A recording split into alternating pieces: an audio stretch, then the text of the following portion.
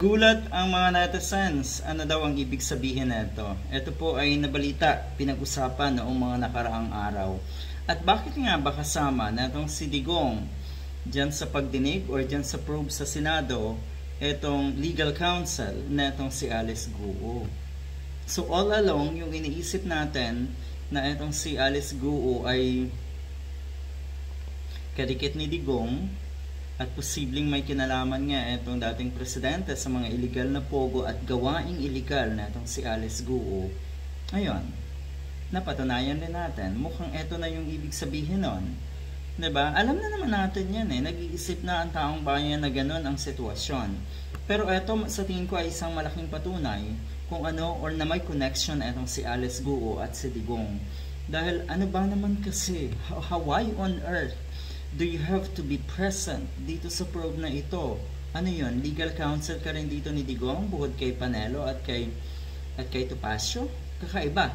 So yan po ang pinagtakhan. Nagtaka po ang mga netizens, ang mga kababayan natin.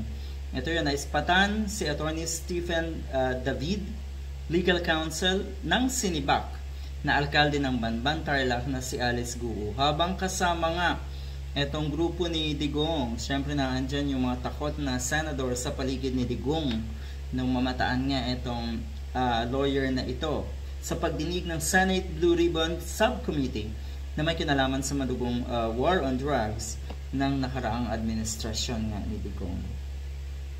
Ito ba ay coincidences? Ito ba ay mga bagay na dapat lang baliwalain dahil wala namang or hindi naman siguro big deal? Sa tingin ko, big deal ito.